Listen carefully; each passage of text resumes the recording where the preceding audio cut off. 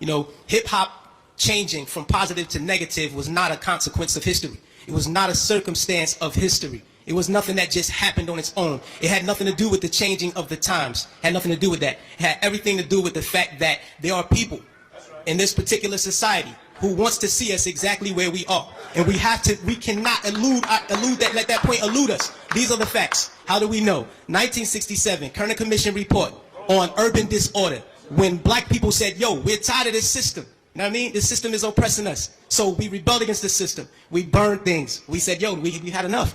He did his little report on what caused these riots. He said, what caused these riots? He said it was young children who started these riots, and what was motivating them was a high self-esteem and an enhanced racial pride. He said the majority of the rioters were high school dropouts, but they had a higher political orientation than their peers who did not drop out. And they saw the system as their enemy, so they attacked it in the right circumstance. So, fast forward to 1992. Same thing. #1 record on the radio, we had Fight the Power. Fight the Power is on the radio. Rodney King gets beaten before the world. The black youth rebelled against the system. Again, they did it again. And why? What primed them? Positive hip-hop. Primed them. Fight the Power. X-Clan.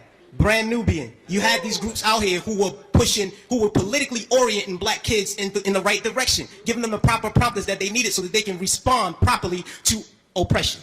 All right? In 1967, when the riots happened, he saw that the self-esteem and the racial pride was fueling this. So he said, how do I bring that down so that they will not riot? And what he did, he flooded the airways with black exploitation movies. Nigga Charlie and the Return of Nigga Charlie. These were movies. Hip-hop didn't start calling people niggas. We had Shav. We had Coffee. Black girl turned prostitute to do whatever. You know what I mean? But these black exploitation movies brought down the self-esteem and racial pride so that the kids will not rebel against this system of oppression. 92, the racial pride was back in effect. We had black kids going to Dr. Ben Yuckinen lectures. We were spending our money to go see Farrakhan speak as opposed to going to a strip club. This is where we were. The most coveted article of clothing was a historically black college or university sweater.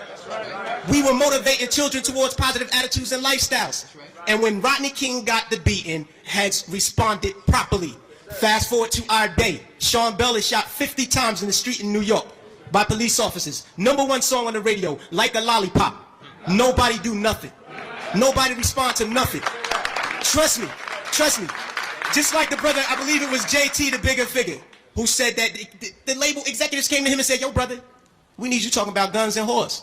You know what I mean? That's right. That happens. I've been in those meetings with management and had to ask me, is what you're saying really what you believe? So that we'll know how to market you properly.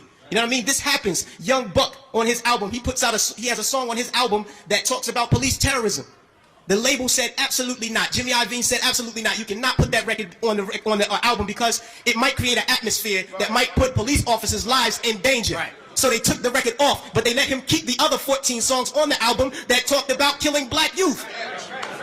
So this is what we're dealing with. We're not dealing with a circumstance or consequence of history. You know what I mean? The environment that we're embedded in puts us in a situation where we feel we have to maneuver and play the game and water our message down. You know what I mean? But no, what happened was they intentionally shifted the paradigm to get us exactly where we are right now. Right now, we're feeding the prison industrial complex right now. Our kids are going to prison because they're promoting these records. They're promoting these records daily that send us to jail. You know what I mean? It's cool to go to jail. You know what I mean? They glorify these things. And it's not the black youth. We're in a position where we get, like the brother said, the choice.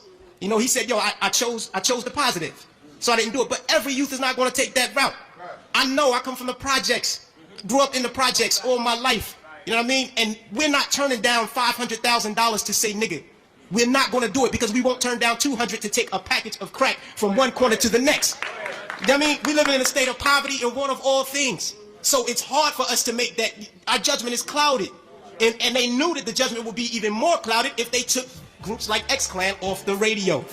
This is just what it is. And until we start to deal with the environment that's shaping the behavior, we'll never get to the next level. We have to confront that. Thanks.